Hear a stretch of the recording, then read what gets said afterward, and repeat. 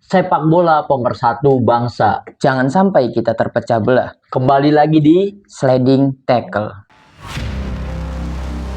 Waktunya update skor pertandingan yang telah berlangsung antara Senegal melawan Maroko di final pagelaran AFCON di mana dimenangkan oleh Senegal dengan skor 1-0 yang dicetak oleh Pape Gueye di menit ke-94. Ini benar-benar gol yang krusial banget karena di akhir laga ya. Oh, dan kita juga harus mengucapkan selamat ya Oh iya benar. untuk Sadio Mane dan juga Senegal yang berhasil menjuarai AFCON edisi kali ini ya. Betul, Dan kita juga benar-benar mengucapkan selamat kepada Sadio Mane karena Sadio Mane itu setelah pertandingan dia di press conference Iya, ya. Dia mengatakan kalau misalkan pertandingan final ini adalah pertandingan terakhirnya bersama Wah. timnas Senegal. Jadi pensiun di tim nasional dengan gelar ya, dengan trofi Iya. ya. Ini benar-benar akhir kisah perjalanan yang sangat epic banget ya dari Iya, Sadio Mane dan di juga timnas Senegal.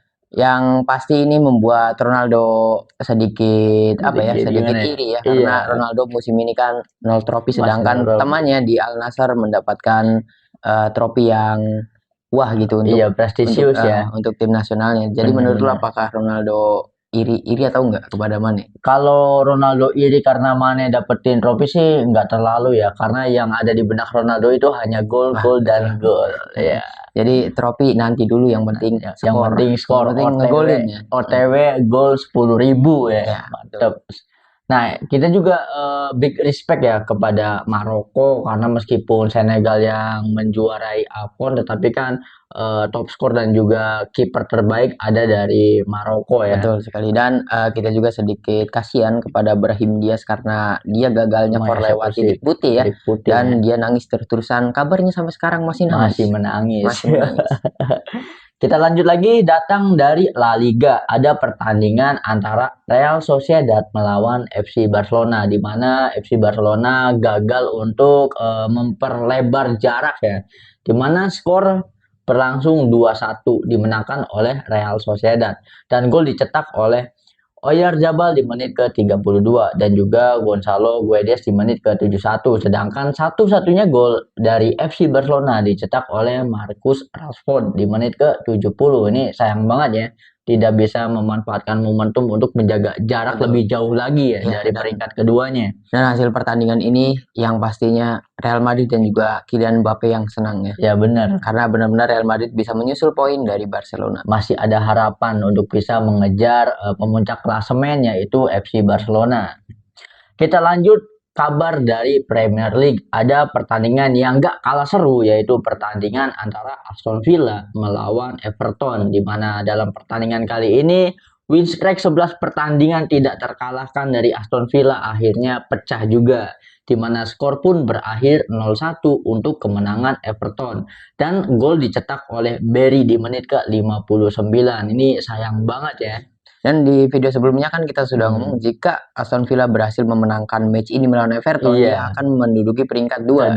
Dan ternyata tidak jadi. Dan Aston Villa tetap stay di peringkat 3 ya. Benar. Dan setelah pertandingan ini Unai Emery sebagai manajer dari Aston Villa, dia sedikit marah ya, karena diwawancara oleh reporter dia itu hanya terdiam ya, dan terlihat Unai Emery tidak puas ya, manajer mana yang puas dengan kekalahannya ya. Berarti intinya pekan kali ini milik Manchester United. Anjir, dimana semua tim papan atas mengalami hasil yang kurang maksimal ya. Mulai terdengar yel-yel Tsunami Trophy. Bener, ini Tsunami Trophy adalah urban legend di kota Manchester. Iya, betul, dan dikabarkan masih mitos sampai sekarang. Oke, setelah update skor kita berlanjut ke rumor-rumor transfer jendela 10 Januari sampai Februari kali ini. Dan rumor yang akan kita bawakan ini rumor yang sangat spesial karena datang dari Liga 1, liga kesayangan kita semua, Liga 1 Indonesia ya. Jadi rumor yang pertama adalah rumor kepindahan atau pembelian Persib Bandung di musim ini. Kabarnya dilansir dari media luar, Sebastian Dennis via X, Persib Bandung sedang dalam tahap negosiasi dengan pemain asing asal Prancis yaitu Levin Kurzawa. Posisinya back kiri dan usianya 33 tahun ya. Dan sebagai info juga, Levin Kurzawa itu pernah membela Paris Saint-Germain. Wah, ini bukan pemain biasa ya. Bukan pemain kaleng-kaleng. Walaupun dia pernah membela Paris Saint-Germain, tapi sekarang Kurzawa sedang memperkuat klub Liga Portugal yaitu Boa Vista FC. Wah, ini kabar yang mengejutkan ya. Karena Kurzawa ini bukan pemain sembarangan ya. Karena mengingat di PSG itu ketika kita main PS ngepick PSG pasti ada Kurzawa. Meskipun yang nggak masuk starting juga di PS-nya ya. Iya. Tapi menanggapi rumor kali ini adalah rumor yang sangat wah sekali karena Persib lagi-lagi mendatangkan pemain kelas Eropa yang pernah bermain di Liga Champions. Liga Champions ini benar-benar fokus Persib ini bukan cuma Liga 1 ya. Betul tapi sekali. AFC ya. Dan rumor ini juga benar-benar ya bagi Persib itu hal yang biasa ya setelah Essien. Kalau misalkan waktu zamannya Persib mendatangkan Essien itu benar-benar Essien di masa tuanya, di masa pensiun. Iya, betul. Yang menarik itu ketika rumor ini beredar dan katanya sedang di tahap negosiasi, Kurzawa masih benar-benar di umur yang prima ya, 33 tahun untuk left back itu masih prima. Masih prima. Dan benar-benar dari rumor ini Persib itu fokus untuk di AFC ya. Benar. Dan rumor ini juga tidak hanya membuat senang bobotoh. Rumor ini membuat tetangga sedikit panas. Iya, ketar-ketir ya. Ketar-ketir ya. Tapi tidak sepanas itu karena kita akan bacakan rumor selanjutnya dari tetangganya Persib alias rival sejatinya Persib. Rumornya mengatakan pemain FC Utrecht dan timnas Indonesia Ivar Jenner dikabarkan selangkah lagi bergabung dengan Persija Jakarta. Saat ini Macan Kemayoran tengah menyelesaikan proses transfer setelah sebelumnya mencapai kesepakatan dengan Ivar Jenner. Wah, ini keren banget sih. Ini sebagai pecinta sepak bola ya semoga saja terjadi ya. Iya, khususnya sebagai pecinta sepak bola Indonesia ya. Apalagi ini kan timnas ya. Ini gue yang bikin kalau ya ini terjadi. Berarti kan nanti dia akan tandem sama Rizky Ridho ya. Betul. Berarti memperkuat chemistry sobat di timnas ya kan. Betul sekali. Dan rumor ini benar-benar menutup isu-isu dan juga trending topik antara The Jack dan juga Boboto ya. Akan menutup isu tentang Paralon. Jadi akan menutup isu ini ya. Betul, isu-isu ini ya sarana latihan yang kurang proper dari timnas ibu kota kita ya. Dan akhirnya selain Persib Bandung, Persija juga sekarang kan ada di peringkat 3 ya. Jadi benar-benar Persija juga menjadi ini kandidat kuat untuk memperebutkan gelar Liga 1 ya. Apalagi dengan kedatangan Ivar Jenner kalau memang benar-benar deal. Ini benar-benar kabar bahagia sekali untuk The Jack ya. Karena kalau misalkan Ivar Jenner datang ke Persija itu benar-benar jadi duet mautnya Rizky Ridho dan juga Ivar Jenner itu dari umurnya dia itu masih sangat muda. Ini jadi masih benar-benar prima ya. Masih prima. Ini bisa jadi ada banyak waktu lah untuk di Persija ya memperkuat skuad Persija. Betul. Nah, seiring berjalannya transfer di mana lagi-lagi kita mendengar Persib mendatangkan pemain asing, di mana pemain asing ini kan bukan kaleng-kaleng ya. Dia memiliki kualitas apalagi memiliki rekam jejak pernah main di Liga Champions.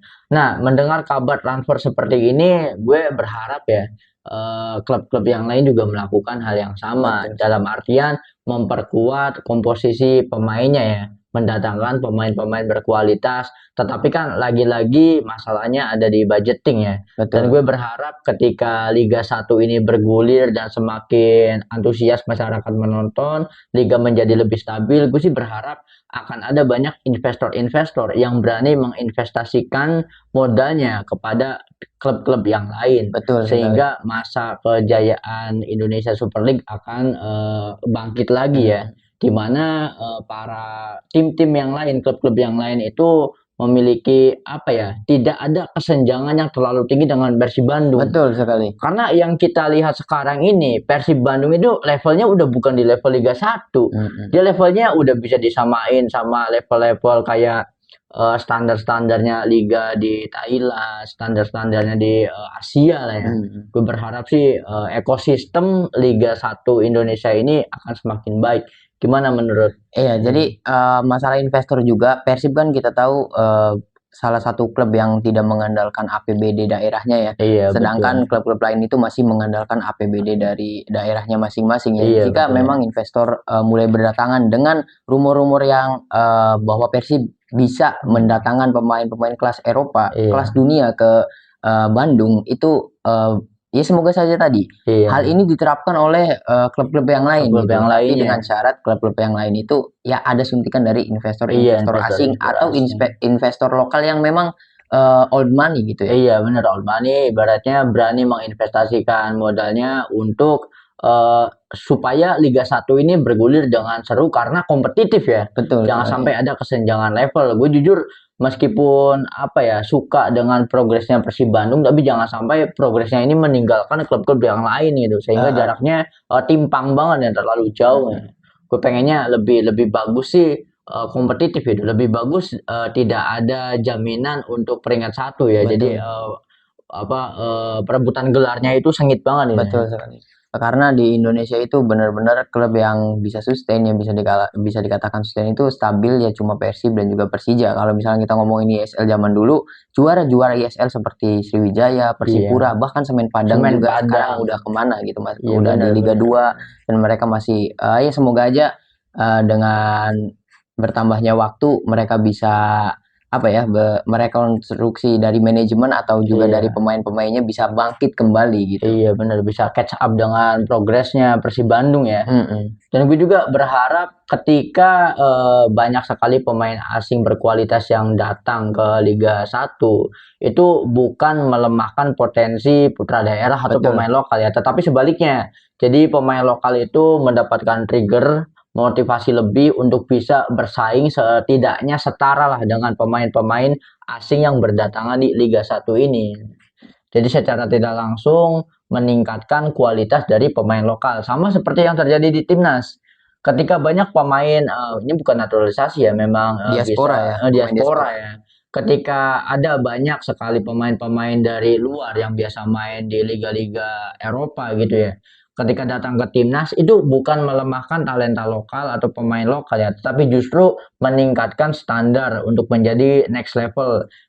Salah satunya bisa kita lihat dari sosok Rizky Ridho. Betul sekali. Sosok Rizky Ridho itu benar-benar bisa catch up, benar-benar bisa diakui. Bahkan ada beberapa temannya di timnas itu menyarankan Rizky Ridho itu sudah layak kalau dia main di luar, liga luar gitu. Itu saking bisa catch up sama kualitas pemain asing kita ya. Iya, bahkan ini gua ngutip sedikit obrolannya di Sport 77, Iya. Sportcast terbaik sepanjang Wah, masa ya. mantap nih. Kan episode kemarin Sport 77 sempat ngundang Cah Andik Firmansyah. Iya. Andi Firmansyah itu kakak kelasnya Rizky Ridho. Jadi Iya. Andik itu nge-DM pribadi, dia ngomong kalau misalkan dia itu selalu menyuruh Rizky Ridho untuk keluar dari Indonesia karena pandangan Andik kepada Rizky Ridho itu sudah tidak pantas bermain di sini di Indonesia karena kualitasnya sudah jauh Melebihi dari ya. pemain Iya, lokal ya. harusnya dia itu keluar, tapi kembali lagi dikutip lagi dari Sport 77 ketika mengundang Rizky Ridho menghargai kontrak di Persija.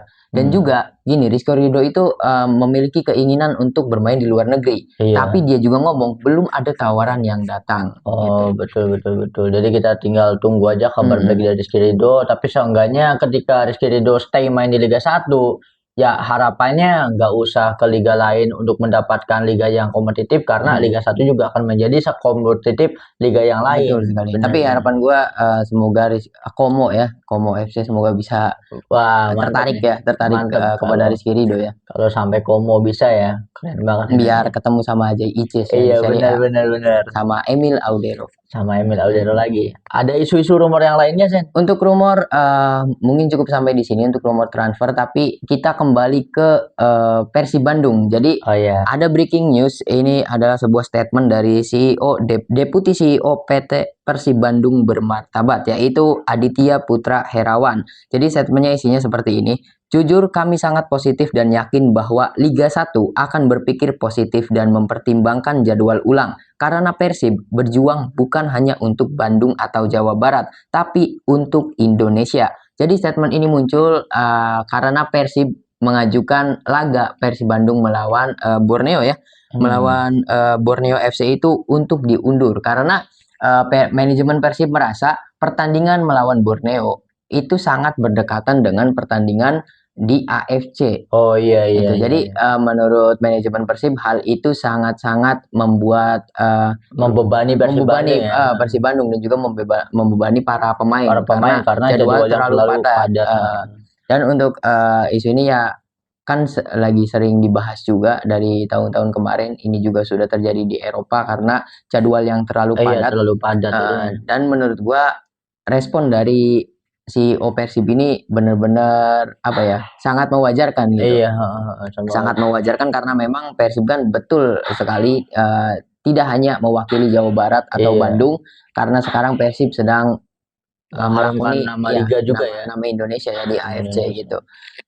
Kalau menurut gue sih emang masuk akal ya. Jadi ini bukan karena apa-apa ya, bukan karena Persib untuk manja atau iya, apa. bukan karena Persib manjanya, tapi emang harus diapresiasi juga karena kita tahu sejarah Liga Indonesia, apalagi sempat dualisme, sempat vakum apa segala macam ya. Jadi ini adalah momen dimana ketika klub dari Liga Indonesia itu pentas di kancah Asia. Jadi emang sebuah kebanggaan. Mungkin titik balik dari kejayaan Liga Indonesia itu ya diawali dengan pentasnya Persib di kancah Asia itu Betul, sendiri. betul. Makanya ya semoga sebagai pecinta sepak bola ya, semoga klub-klub yang lain, supporter yang lain dan juga liga ini mendengarkan aspirasi dari manajemen Persib Bandung untuk kebaikan kita semua ya, insan Betul. sepak bola di Iya, Indonesia. karena langkah Persib di AFC itu setiap kemenangan Persib Liga 1 itu peringkatnya akan naik ya. Iya, Jadi karena kan benar-benar Persib itu membawa nama Indonesia di kancah betul. Asia ya sekarang. Jadi mungkin dari PSSI juga bisa mempertimbangkan Iya, betul. mempertimbangkan permintaan untuk mengundur jadwal pertandingan Iya, antara Borneo betul. melawan Persib ya. Betul. Semoga saja terjadi ya. Betul, karena seperti yang kita lihat sendiri ya, ketika Persib melawan klub-klub dari negara tetangga dan mendapatkan hasil kemenangan, kan itu disambut baik oleh para supporter yang ada di Betul Indonesia sekali. ya.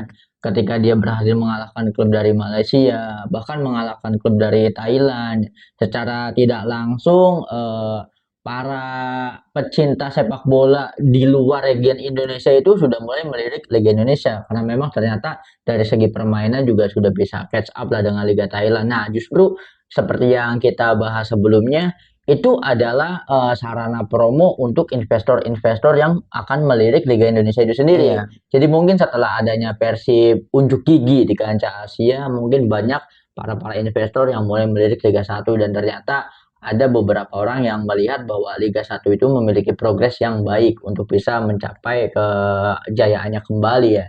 Ya kita harap sih seperti itu supaya ada suntikan modal untuk kemajuan klub-klub yang lain yang ada di Liga 1. Betul, betul sekali. Dan juga mungkin ada berita lain. Ada berita satu lagi, berita yang tak kalah penting, ini datang dari pelatih timnas kita yang baru ya, Iya. yaitu John Herman. Beliau mengatakan bahwa kami berusaha membawa pemain terbaik ke negara ini, meyakinkan mereka untuk bermain bagi timnas Indonesia. Memang langkah besar. Jadi saya akan bekerja sama dengan rekan-rekan di PSSI untuk dengan tekun mencari pemain terbaik. Wah, berarti ini mungkin maksudnya melakukan scouting lagi ya? Betul.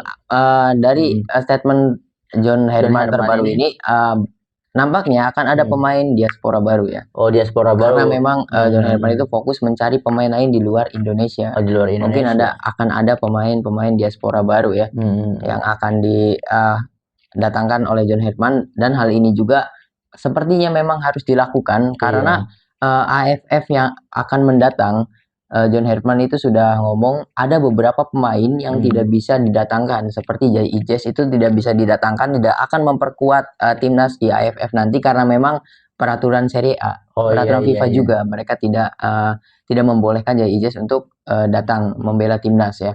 Mungkin John Herman memiliki strategi dan juga mungkin dia pengen mendatangkan sosok yang bisa menggantikan Jai Ijes di timnas gitu. Jadi ibaratnya sifatnya bukan untuk menambah tapi untuk mengisi kekosongan dari pemain yang lama itu ya. Tapi memang itulah efek juga ya di satu sisi ketika datang pelatih baru itu kan pasti dia membawa strateginya sendiri, membawa apa ya kayak planningnya sendiri. Jadi mungkin untuk skema permainan juga kan memiliki filosofi dan gaya bermain yang berbeda. Betul. Jadi setiap pelatih pasti merancang starting line up-nya sendiri sehingga butuh pemain-pemain lainnya ya. Kita harap semoga jikalaupun nanti ada pemain baru, pemain diaspora yang masuk ke timnas Indonesia, semoga kualitasnya bisa sama bahkan lebih baik ya untuk kepentingan timnas Indonesia itu sendiri. Dan berita ini juga sempat rame ya di media sosial. Jadi netizen itu tetaplah ada yang setuju dan juga ada yang tidak setuju ya. Yang tidak setuju kebanyakan mengatakan kalau misalkan terus-terusan mendatangkan pemain diaspora, kesempatan pemain lokal kita untuk membela timnas itu semakin sedikit. Banyak yang ngomong seperti itu ya. Tapi menurut gua John Herdman yang sekarang menjadi kepala pelatih di timnas, dia tahu yang terbaik ya. Iya, tahu yang terbaik. Jadi kita support keputusan John Herdman tersebut untuk mendatangkan pemain-pemain diaspora yang lainnya ya. Dan menurut gua kalau misalkan keputusan ini akan berpengaruh lagi untuk pemain lokal membela timnas, menurut gua tidak juga ya. Iya, tidak juga sih, tidak menutup kemungkinan ya. Karena pasti John Herdman juga melakukan apa yang sudah dilakukan oleh Sintayong ataupun Patrick Kluivert sebelum-sebelumnya. Dia juga pasti akan menonton pertandingan-pertandingan Liga 1, pasti akan grassroots juga, pasti akan scouting juga, dan kita yakin masih banyak talenta-talenta pemain Indonesia yang masih layak untuk membela timnas ya. Karena efek pemain-pemain diaspora juga sudah kita rasakan dan juga sudah kita tonton sendiri ya, bahwa permainan timnas kita membaik, sangat membaik ya. Itu efek dari pemain-pemain diaspora. Bener, karena mereka ini bukan hanya memiliki kualitas yang lebih baik, tapi juga membawa culture dari liga-liga mereka masing-masing. Ibaratnya kayak banyaklah yang berbeda gitu ya. Nah, kalau menurut gue pribadi ya, kalau untuk chance atau kesempatan talenta lokal, pemain lokal untuk bisa membela timnas, itu mungkin ada di timnas usia di bawah, kayak usia 15 atau usia 17. Justru momennya itu di situ ya. Jadi untuk generasi yang akan datang itu pasti lebih kompetitif karena mereka berpikir bahwa mereka itu bersaing dengan pemain diaspora dengan kualitas yang jauh lebih baik ya, lebih disiplin, lebih segala macam ini ya. Dan harusnya dengan adanya pemain diaspora ataupun naturalisasi yang berdatangan, itu harusnya para pemain lokal itu tidak menyerah ya. Harusnya bekerja lebih keras lagi ya. Lebih keras lagi dan juga benar-benar harus ya latihan lagi supaya mereka bisa bersaing dengan pemain-pemain diaspora yang lain gitu. Makanya untuk para pecinta sepak bola yang cenderung kontra dengan adanya rekrutmen diaspora ini, kalau menurut gue sih kalian harus berpikir sebaliknya ya. Banyak negara-negara tetangga kita, apalagi semisal timnas Malaysia ya, itu kan mereka itu benar-benar berusaha men-scouting pemain-pemain yang memiliki darah keturunan negaranya, sampai-sampai berusaha memikirkan masalah administrasi, dokumentasi segala macam. Mereka itu try hard tetapi nggak dapat gitu ya. Pertama, dari dokumentasinya memang tidak bisa. Kedua, dari willingness atau kemauan dari pemainnya juga tidak ada. Sedangkan kalau Indonesia itu memiliki daya tarik tersendiri karena pemain-pemain diaspora juga melihat progres yang baik dari sistem sepak bola di Indonesia. Jadi lebih baik cara berpikir atau pola pikirnya agak diubah. Jadi kita harus bisa melihat sisi positifnya saja, jangan hanya membela. Jangan hanya gini, yang paling memilukan itu ya, ketika para fans timnas itu ngomong gimana dengan pemain lokal, gimana dengan talenta lokal.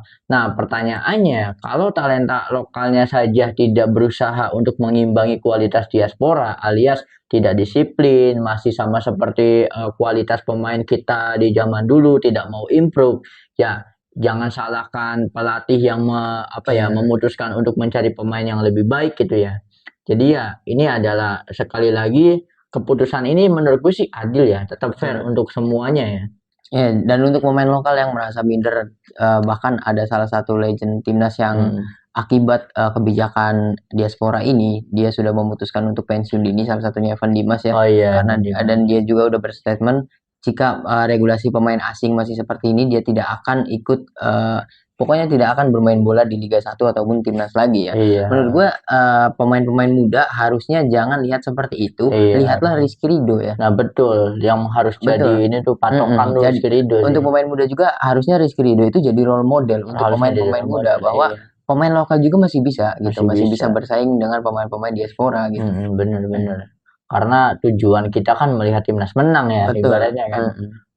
Kalau menangnya dengan cara seperti itu ya selagi itu masih fair, tidak menyalahi aturan, ya kita sebagai fans timnas ya harus mendukung ya, harusnya. Ada lagi yang mau disampaikan, Zen? Mungkin untuk Episode kali update ini? skor dan juga berita rumor dan breaking news terbaru dari dunia sepak bola sudah selesai ya. Sudah selesai, sudah kita bahas semua. Jadi kita akhiri saja episode kali ini. Jadi thank you banget buat teman-teman yang sudah melihat episode kali ini. Jangan lupa kalau teman-teman punya saran, punya hal-hal yang menarik yang mau teman-teman bahas, teman-teman bisa drop di kolom komentar. Kita bahas semuanya tentang sepak bola, baik itu liga domestik maupun liga luar ya. Jadi ini akan menjadi wadah untuk kita saling sharing tentang sepak bola. Jangan lupa untuk komen, like, share, dan juga subscribe. Sampai jumpa di episode selanjutnya.